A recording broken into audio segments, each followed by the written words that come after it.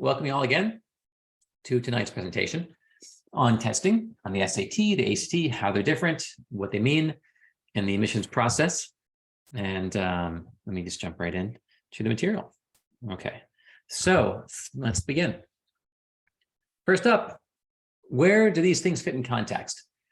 Testing is important, not as important as other elements of the application. Your grades are more important. Academic rigor, more important. Test scores are next. Before essays, before demonstrated interest, before teacher recs, counselor recs, activities, and so forth. The testing is, it's after grades and academic rigor, testing is next in line. The two primaries, we have the SAT and the ACT. So tonight we pitch this as, what are the differences and how do these tests work together? Well, one of the primary differences, the SAT is a more advanced reading test. So there's higher level reading on the SAT. And that's one basic foundational difference. There is more advanced math and more advanced science content found on the ACT. That's also one distinction. They overlap, however, about 80%. So this has happened over the course of decades. These tests have been changing and changing and changing again.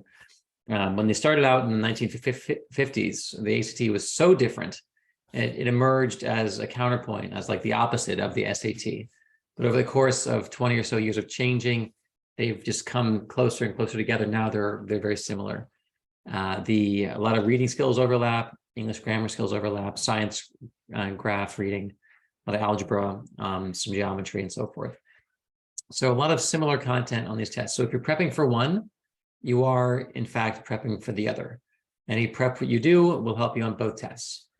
Though there are some distinctions, that 20%, that nuance, there is meaningful differences there. Structurally, currently, these things look very similar. It's a big reading section, a big English writing section, a big math section. The ACT does have a standalone separate science section. And the ACT also still has an optional essay, though you don't have to worry about that. That's really more important for international students trying to showcase their fluency in the language. And also there are certain states where they mandate a writing sample, and they're using these as a writing sample just to see how their kids are doing for writing proficiency.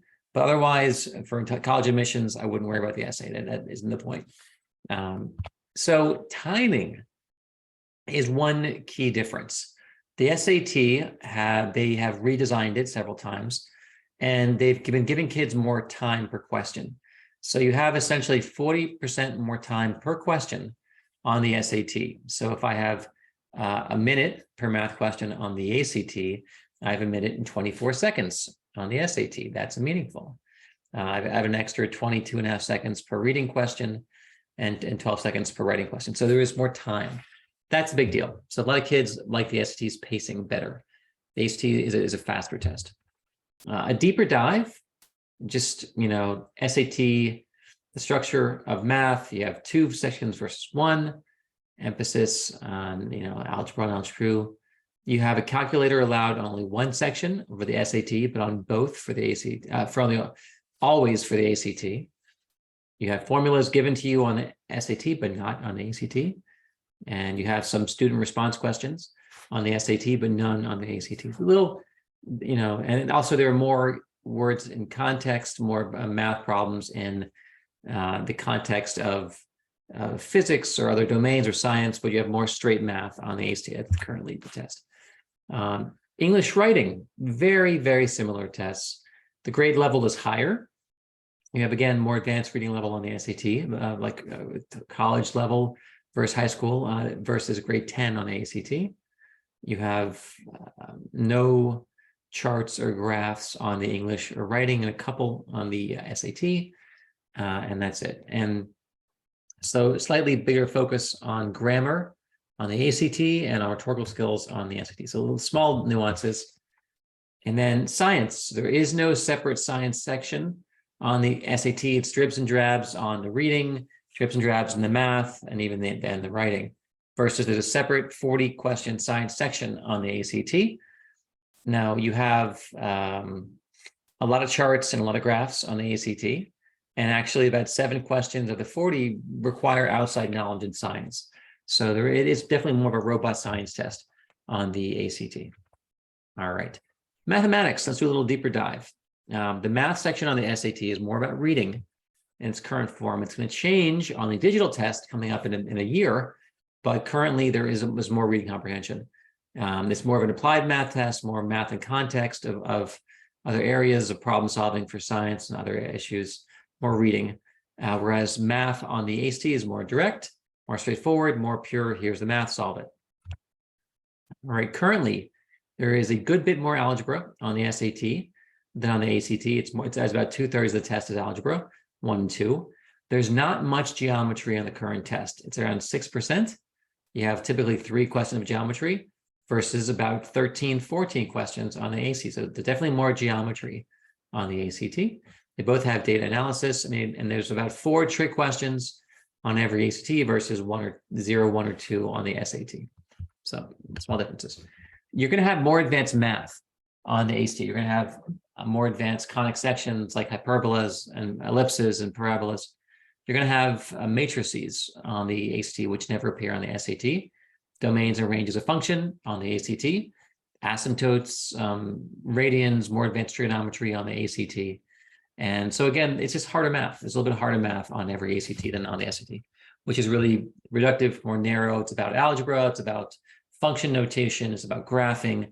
They've really gone deeper into a couple of areas on the SAT, whereas it is broader, thinner layer of math content covered on the ACT. All right, which one do you try first? Get your baseline tests in. You can definitely use your PSAT as a proxy. You'll have those by now if you took them in school, or take a practice baseline SAT. And then you can either take the pre-ACT, which they offer in some schools, or you go and use Applerouth, take a baseline practice ACT. And if you are stronger on one, let's say, you compare them on the scale, there's a concordance table. You type in concordance, SAT, ACT in Google, it'll show you the table. And like a 1200 SAT is equivalent, concords to a 26 on ACT. So, if I'm within 60 points on that scale, let's say I have a 26 ACT and a 1200 SAT, then I'm the same. There's no difference. Then I go with which one just felt more natural, which one do I prefer. But if I did more than 60 points higher on the SAT scale, let's say I get a 1200 on the SAT, but I get a 29 on the ACT, that's the equivalent of a 1290, I'm not going to look at the SAT. I am mathematically better on the ACT. If I take it 5 times in a row, I'll probably do better on all of them on the ACT. So in that case, go with your stronger one. And in the event we start prepping with the ACT and things aren't moving, things aren't changing, I can always go back and try the other one again. Because again, when I'm prepping for one, I'm prepping for the other. But you want to start and figure out where's my stronger test and put your energy towards your stronger test, which makes a lot of sense. And that's that 60-point range. And what that's about is there are 30 points of error on every test, the mean standard error. So if I have 30 points of error on the SAT and 30 on the ACT, if I add them up, that's 60 points. So again, that's why even if I get a 1200 and then a 27, that's like a 30-point difference, and then that could flip. Because if I miss a few questions here, things can reverse. But over 60 points, I'm beyond the margin of error. So that's where I'm just better on this test. I'm better on the ACT. Therefore, I'm going to prep for that one and ignore the rest. Colleges don't care about you having both. It's just which one, can you give us one strong test score? And so you got to choose and then put your energy towards your stronger test. Ideally, when you're thinking about schedules, you take this thing 3 times. And the reason is colleges are going to super score. They're going to cherry pick your best section scores. They'll combine your math from February ACT, and they'll combine the verbal from the reading from the April ACT. They'll take your science from June. They'll take your best sections. That's called super scoring. And so because of that, taking it more than once makes plenty of sense. Because students often, they vary some. They may do a little better on math this day, a little better on verbal that day. And there's a reason taking it more than once helps kids. There's also a benefit of learning some confidence. We call it the testing effect of just, oh, I'm more familiar, I've seen it before, and I'm going to probably do a little better if I'm prepping each time on my second test and my third test. Though students tend to peak at the third test, and then there's minimal returns, if any, and beyond that. So ideally, and some kids are one and done, which is great, but if you still need some more points, kids tend to pick up additional gains on their second test and on the third test. Things that make your testing experience more effective. Practice tests. They are one of the most important ways for you to improve your score. Taking timed proctored tests. They really help you focus and help you get feedback on your problem solving, on your timing, your pacing, and so forth. Spreading things out. It's much more effective to, if I have 20 hours of prep, do it over the course of 8 weeks versus over the course of a weekend. The act of learning material, forgetting it, relearning it again makes it stronger, more durable, and just, a higher level of mastery. So don't cram. Cramming doesn't work as well on this test.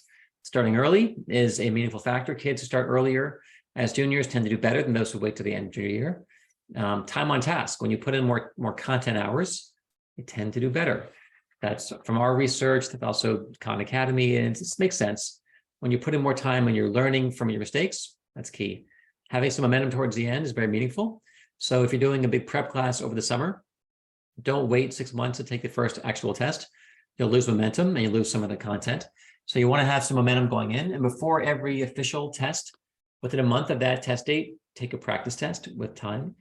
And then having a goal. Kids, motivationally, it's beneficial having a number I'm shooting for. So if my baseline score was a 25, I'm going for a 29, then I want to have step goals, interim goals. So on the first test, my baseline practice test was a 25. On my first actual test, I want to go for a 27. Then I'll go for 28, 29. So you have these steps you're achieving, which reinforces it's motivating to keep hitting these smaller goals along the way to the big goal. The testing plan is very simple now. We used to be more complicated. There used to be these things called SAT subject tests. Those are all gone. They're essays, all that's all gone essentially. But now we have 7 dates for the SAT. We have 7 dates for the ACT. And you can figure it out. We have summer testing dates, fall, winter, it's whenever you want. There's a bit of a gap between the December and March SAT. That's the longest gap during the season, during the year. Otherwise, though, 7 test dates, it's roughly every couple months. All right, typically you test when you're a junior. You want to finish Algebra 2 ideally. If you are a junior in Algebra 2, then you want to finish at least one semester. So take it in the spring. That's important. You want to plan when your testing is not at the busiest time of your year. If you're in the school play, if you're the lead, if you're a varsity athlete and you're doing very intense workouts and training, maybe that isn't the best season for test prep. Is there we definitely work with athletes who work 3 seasons or people who debate year round, but find the relatively lighter time of that 12-month period. So it's a little bit lighter here. Let me do my test prep there. That's helpful. Okay. And the idea of, should I wait till I'm a senior? Will it help me? Our research doesn't bear that hypothesis out. We learned that taking the test, 2 and 3 times is how beneficial, but it's the waiting until I'm more mature is not that meaningful, because honestly, a lot of the material you're covering, like a lot of the math is 9th and 10th grade math. And so wait until you're a senior. You're once you're in calculus, that math can help you at all. You're actually forgetting your Algebra 1, Algebra 2. So, and the grammar is grammar you learn in 8th and 9th grade. So you're not going to, maybe you're learning some more advanced reading comprehension skills, but that's the only area that's current with your academic level when you're a senior. Otherwise, it's all earlier in high school and even middle school. Okay.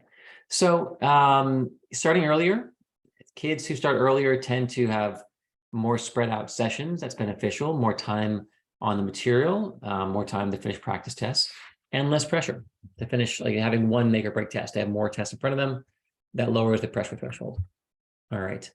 All right, I think that's actually pretty good. One thing that's important for scheduling, there is a mythology out there that there are easier hard test dates that are consistent, and that maybe someone says, don't take November or don't take October. And even though over the course of time, sometimes you have a hard October for math, Then the next year it could be an easy October. Someone says, I heard don't take June. It was hard last year, but next year June could be very easy. And so there is variability, but it's not consistent over the course of time. And so that's one of the reasons why you take it more than once, because you might hit a really hard math section in October, but then the November test has a very easy math section. And then it's a little bit more challenging in December. So taking it several times helps solve for that variability and difficulty over the course of calendar year. Super scoring, the ACT, what they're going to do is they're going to automatically generate a super score and send it to colleges once you take more than one ACT. They'll cherry pick your best math section, your best science, your best English, either from tests that were given in your school on school day testing, or those on a national test day on the weekend. That's pretty nifty. There's also with super scoring, I mentioned again, they'll take your top sections and then combine them to make a score. Even if you never cheated in one test date, that becomes your score that they look at you and evaluate you with when they're applying to college. So super scoring, it's pretty great, pretty helpful. And one of the reasons we advocate taking this test more than once. All right. Now, many colleges are going to allow you to self-report scores. It used to be that you had to always send an official score report. These days on the Common App, the Coalition app, you're able to just write down, I got a 590 in verbal, I got a 630 in math. And then if you're accepted, you send these score reports. Helps you save a few bucks. That's very common now for many, many schools. But obviously, before you apply to them, you got to make sure your school does that. Most of them do at this point. Now, some of you may have heard there are big changes coming to the SAT. They're coming in a matter of a few weeks internationally, and they're coming in a matter of a year and a few weeks domestically. So it's going digital. If you are a sophomore, next year, next March, the paper goes away. And then everything changes. Let me show you some examples of what's happening there. For one, if you're curious about this, just to have a look at it, the digital test is currently available on the Blue Book app. You can go to download it, bluebookapp.collegeboard.org, and download, the exact testing simulation your kids will take in a year. If they're going to be, if they're juniors, they'll never see this. If they're sophomores or freshmen, they will see this test. Digital testing, it's reliable, no more scantrons, it's more secure, you get your results faster, it's more efficient. Timing, they're shaving off a good bit of time. The test is now going to be 2.5 hours, which is pretty great. You're going to have more time in the fewer items, so more time per question. They're going to have short reading passages, not 100 lines of content and 10 questions, but just one little paragraph, one question, next. One little paragraph, one question, next. They're going to have a wide range of topics, and you're going to have a calculator available digitally right there on all the sections. So there's no more with calc without, they're all with calculator. That's pretty handy. So again, the total time for administration, you show up there and everything's already preloaded. At home, you already entered your demographic information, your school. You show up, you open your computer, enter a code, it's unlocked. Boom, you're in reading and writing. You do a section, half an hour. Then after that, it kicks you to the adaptive section. If you did well, you go to the harder section. Didn't do as well, you go to the easier section. 10-minute break, then your math baseline, and then the math adaptive, and then you're finished. So it's very efficient. It's a very efficient test, and a lot of kids like this test. About 8 in 10 students who took both the paper and digital said they prefer the digital test, probably because it's easier pacing and it's shorter. So the time per question is profound. Here is the digital SAT. You have 71 seconds per question, reading and writing, and 44, compared to 44 for the ACT. And then you have 95.5 seconds per question on the math section versus 60 seconds on the verbal, on the ACT. So again, he's showing you that you have essentially 60% more time on the SAT compared to the ACT for the digital test. That's a big deal. Adaptive, it's going to adapt by section. So you're going to have a fixed section. If you do about 2/3 correct, you go to the harder. If you don't, you go to the easier. Here's an example of how this works. So you have your baseline test, and then you go to easier or harder based on your performance. That's coming in a year, but still, if you're a sophomore, this is still going to be affecting you guys. All right, now we're going to pivot and talk about test optional, because we're talking about testing, and I think it's really meaningful that the world is effectively a test optional world. And that's probably never going back the way it was before. So test optional means if you have an application or not, if you have a test score or not, it's okay. You can get into school without a test score, but and so they're going to receive apps with scores and apps without. 1,800 schools in the US are currently test optional. That's about 3/4 of schools in the country. That's a big deal. It's a massive increase from before the pandemic, and it really changed education forever with that shift. So we expect this to continue in the future. More colleges are embracing it long term. They're saying we're going to stick with this, well after like forever. We're good in this. Again, it looks like about 80% of schools are optional. Test blind is a small number. Test required is an even smaller number. Undecided, they're still trying to figure out what they're doing next year. Now, many colleges are still a few years before they determine their permanent position. So this, whatever a school is right now, could change next year or the year after. They've had a couple of years of data of having kids coming in without test scores and with test scores. What they're looking for is graduation rates, 4-year grad rates, looking for differences in GPA over 4 years, which they're going to have in a couple of years. So in a couple of years, they're going to have good, robust data on the full class of kids. Those with and without scores, did it make a difference in terms of graduation, GPA, course taking, major selection, and so forth. Now, test scores, however, are still beneficial. A lot of kids have A's academically. There are more A's now than ever in history. There's been a lot of grade inflation. The average GPA in America just keeps creeping up from the 60s to the 70s to the 80s. We're just giving fewer F's and fewer C's and a lot more A's. And so kids look more similar, which is one of the key differentiators is academic rigor, how many APs, honors, but also a differentiator is test scores. But when you have so many kids with A's, it's one way to stand out in the crowd. There are a few places where testing is still required. University of Florida schools, all of them in their system. UT, the flagship school, Knoxville, the Georgia flagships, UGA and Tech are test required. We're going to see more schools in the South requiring testing.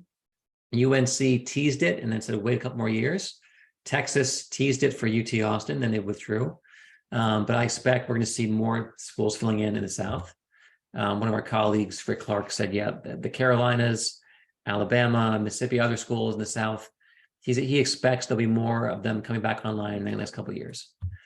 All right, of course, you have the big name schools at MIT and Georgetown are test required. Purdue went test required, but they're not as selective as MIT or Georgetown. And MIT said, hey, listen, these test scores help us predict who will do well and who will not do well at MIT. So they're very clear. This helps us make better predictions. And again, Georgetown, UGA, Tech, Tennessee, the Florida Publics, and the military academies are all test required. So if you're looking at any of those schools, those programs, without test scores, you can't apply. So that's where they're test required. Then there's also schools like Auburn, where it's conditional test required. It's optional. So if we have a 3.6 or above, I have a 3.8, 3.9, test scores are optional. If I have a 3.5, test scores are required. So we're seeing that too, kind of a different way of looking at it. And then schools like Cornell said, hey, if you don't have a test score, we're going to look at everything else more closely. Your academic, your rigor, your GPA, other testing, APs, IBs, your essays, teacher recs, and so forth. And we still don't know any fallout with the essay. We've been talking a lot about this thing that, Chat GPT and the ability for these computer systems to write essays whole cloth for kids. And is that going to make the essay less meaningful, less important, and put maybe a little more pressure back in other areas? We don't know this, but it's in the zeitgeist. It's part of the current conversation out there right now. And then we have test blind. Now, what's that? That even if you have a perfect test score, it's not a factor. Most of them, we have about 67 colleges, however, half of them are in Cali. That's University of UC Fullerton, Cal State, I'm sorry, Cal State Fullerton, like UCLA, UC Riverside, Merced, UC Berkeley. Those schools are test blind or test free, which means no matter your score, doesn't matter. It's not part of the conversation. So that's about 84 colleges out of 2,500 are test blind. That's 3% of the colleges are test blind, but still, those are important schools to know about. Here's a few of them, ones who are currently test blind: Caltech, Reed, WashU, Boise, Pitzer, and then permanent: Catholic, Worcester Poly, Nature Pilot, St. Mary's, Loyola. Okay. Now, test optional and test blind are very different things. Test blind means I don't care if you have a test score, it doesn't matter. Test optional means it's optional. But there are many things that are optional. Taking AP classes, that's optional. Being the student body president, that's optional. Getting good grades, it's optional. But is it without impact? No. Optional does not mean without impact. So additionally, apart from the impact on the admissions decisions, it can affect financial aid. It can affect merit-based aid. One example is Alabama. My niece applied from Virginia, and she had a 1390 on the SAT.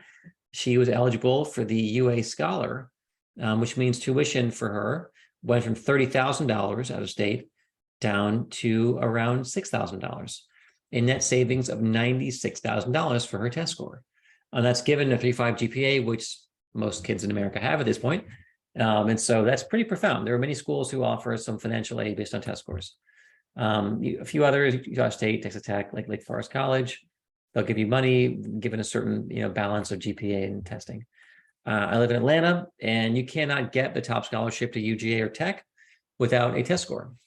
If I want to get a free ride to UGA or Tech, I have to get a 3.7 GPA, and then either a 1200 or a 26 on the ACT. So there are programs where test scores are still very impactful. So the question becomes, if I have a test score, I did the path, I prep, do I send my test scores? And this is where it really depends on the school. Not right now, there are many, many kids still testing it, but only about half of kids are submitting test scores. So, but kids who are applying to more selective schools are doing it at a higher rate. Those applying to STEM programs at a higher rate. And then more males and females, probably because more males are applying to engineering and, STEM programs and math majors and physics and comp science and so forth. And again, here's one example from a little bit of data that the schools who are more selective, more kids and test scores. Schools who are less selective, fewer kids and test scores. Makes sense because you're trying to stand out in a hard crowd. It's also, we're seeing more strategy. Before the pandemic, only about 4 out of 100 kids would send test scores to some schools, not others. But now in 2020, that number went to 24%, where school kids are like, well, I have a 1390 that'll help me here, but hurt me here. So I'll send it to South Carolina, but I will withhold it from Tulane and UVA. And so, things like that. We don't have data on that, but from our discussions, it seems like the using strategy for submission is this normal now, that almost all the kids we talk to have a test score. They send it here, it helps me here, hurts me here. I don't send it there.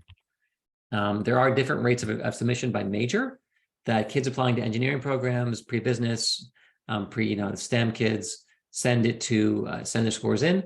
Kids who are applying gen ed, social work, other areas tend to not submit test scores at the same rate.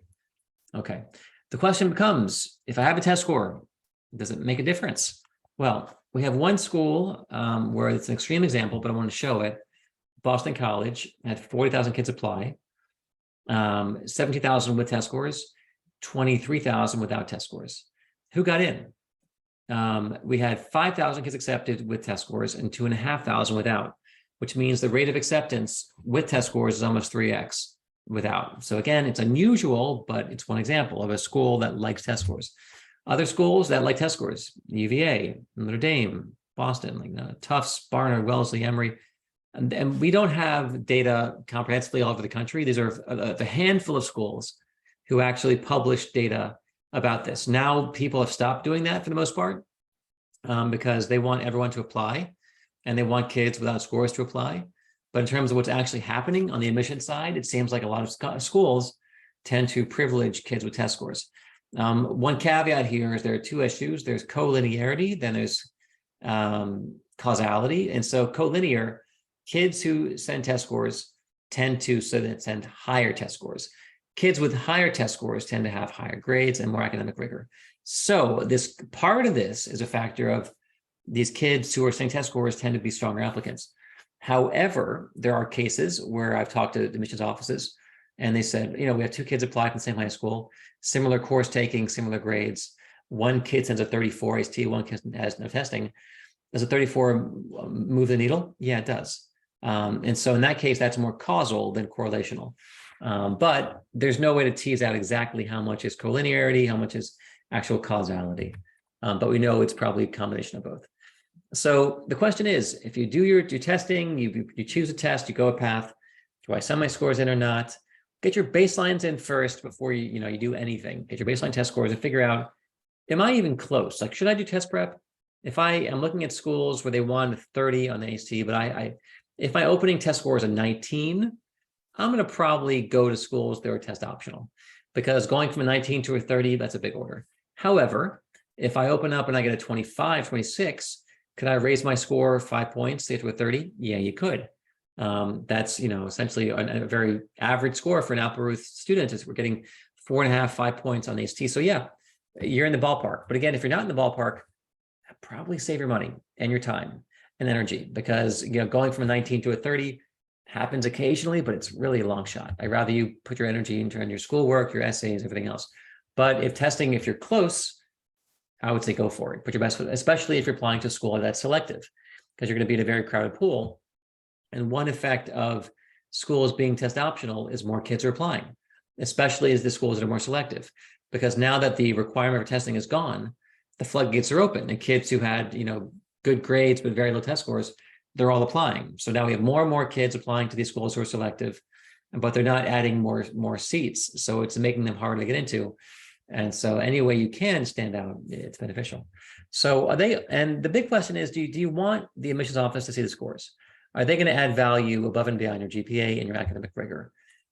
So one researcher, Jeff Sellingo, said STEM kids, yeah, if I have a strong math score, I have a 770 in math, I'm applying to be an engineer, yeah, I probably want them to see that test score, because that 770 means something. But if you're a fine arts major, probably not, much less so. That's from Sean Felton at Cornell. Rick Clark at Tech says, go with your strengths. If you're in the, your test score is in the top half of the school's profile, send them. Bottom half, it depends. If you're in the bottom quarter, probably withhold. That's more, that used to be the domain of athletes or kids who have something else besides academics. But if you're a pure academic kid and you don't have some hook in terms of diversity, in terms of first generation, in terms of alumni, giving, and in that case, probably don't send your test score. It also depends on your grade point average. If you have amazing grades and your test scores are average, just stand on the strength of your grades.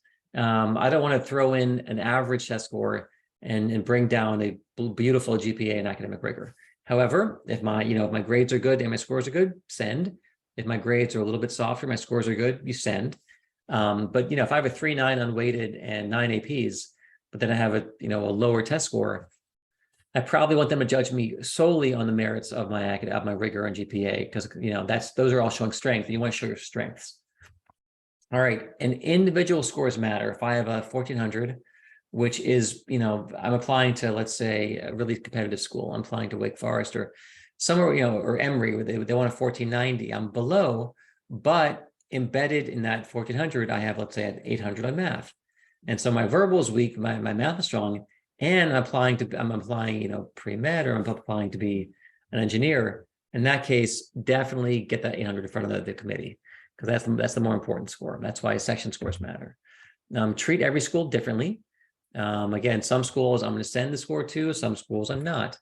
Here's one example: Swarthmore, their middle 50 range is a 1380 to a 1540. Okay. If I'm at a 1470 or above, send it, get it out there. If I'm below a 1380, there are very few reasons I would ever send that unless there's something extraordinary. If I'm applying from a very underrepresented region of the country, let's say I'm applying from West Virginia, or I have a 1370, which is the best score in my school or in my district, okay, that could be different. Or Wyoming or South Dakota. But I'm applying from the tri-state area, I'm applying from Georgia or Carolinas, I wouldn't probably send that. If I'm in the third quartile, it really depends. Where am I? Am I at a 1380 or a 1460? If I have a 1450, let's say, and I have relatively weak grades, I would send it. Or if I have a 1400, but there's an 800 in math, and I'm going to be a STEM kid, I would send it. So again, there are some of these things to consider. It'll vary by school, by program. And then one thing is, I want you to see an example of what happened when the test went optional at Georgia. The middle 50% of the accepted class really popped up. Look what happened with the ACT. The mid 50 range for Georgia, that's half the kids, were between a 27 and 32. When they went test optional, that popped from a 31 to a 34. Because what happened is the lower scoring kids didn't send their scores in, so the averages just popped up. But then when they went test required again, it reverted back towards the mean. Though it's a little bit higher, because Georgia's still getting better and better every year. Here's an example. I looked at about 10 schools, just seeing how on average the scores increased around 30 points from before to after. So small difference, but it's there for 30 points. All right, Applerouth, we do a few things and very well. We do test preparation. We help kids with academic tutoring, and we help kids with EF coaching. Peter, if you wouldn't mind launching the poll, if we have it, just getting a sense of everyone who's here today. It'll take you all of a minute, actually half a minute. Are you a student? Are you a parent? Are you a teacher? If so, do you have a kid in high school, a junior, sophomore, freshman? Do you need any help in any of these areas? And if so, do you want someone to reach out to you? And that's it. That's 4 questions, 20 seconds. All right. Next up, we go to Q&A. And I want to go back and let's load it up. So guys, we have time. I told you we'd save time. We have plenty of time, actually. So what do you want to know? What have I not answered? Anything you want to know about testing, college admissions? I'm at your disposal.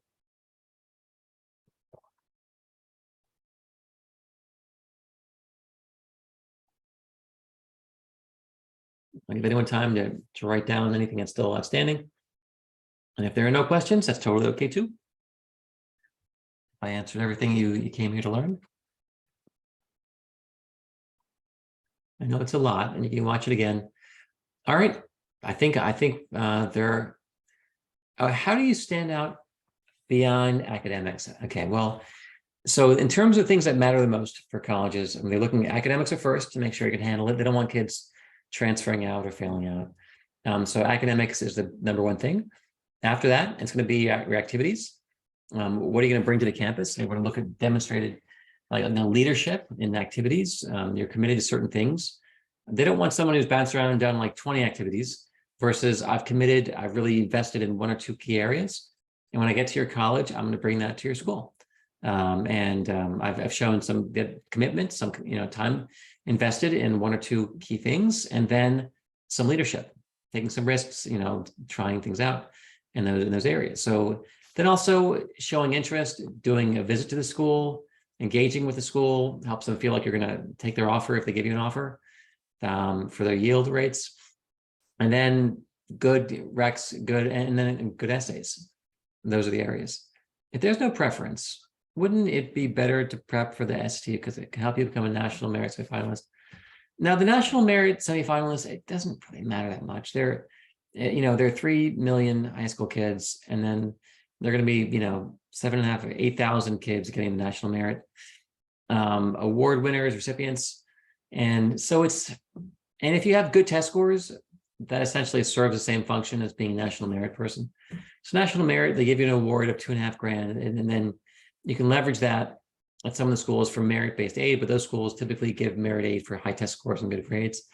So if there's no preference, I would say go with whichever one felt more comfortable. If not, you can throw a dart. But yeah, the National Merit Scholarship, it's such a small thing at this point. I don't give it that much attention. Is summer before junior year too late to start? No. The summer before junior year is actually a great time to start preparation. And I'd say the majority of our kids are starting when they finish sophomore year. So you're in a great timing place. But for example, USC gives half tuition to national merit kiddos. But I imagine they also are going to give, and that's for bragging rights. There are some schools, like Tulane does some of that too. If you're a national merit finalist, you're in that top 16,000, they give half tuition. But also if you have, really, really robust grades and scores, I don't know exactly what USC gives, but my sense is schools who really reward and honor the national merit piece for merit will also honor really strong scores. But in your case, if you know this is the school and they really don't, then I would say, okay, in that case, going to go for national merit. But this is I guess, a school by school basis. The majority of schools will give any kind of money or award for national merit. We'll give it also for other non-national merit scholarships. If you start prepping in the summer before junior year, so you plan on taking your first official SAT in August, that would be, I think a good thing. If you're prepping in the summer, locking in a test in August, to me, makes a lot of sense, either August or October. You don't want to go 6 months. If you prep in the summer hard, lock in the gains. And so actually, I do like October. So that's one of my preferred ways of locking in a test score after focused, concentrated prep.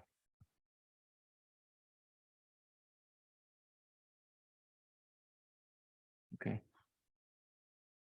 If your GPA isn't as strong, are reschools like UCLA and USC going to affect acceptance, or can other factors help, even if the GPA is low? I mean, you have academic rigor. If you have a good level of rigor, it can offset some of the lower GPA. You have a bunch of, dual enrollment classes, IB, AP classes. That's definitely a factor showing you actually could push the rigor level. Otherwise, yeah. But UCLA testing is blind. USC will look at testing. So if you have strong testing, that'll be a factor at USC, but not UCLA. And then activities, other things, really great recs, great essays.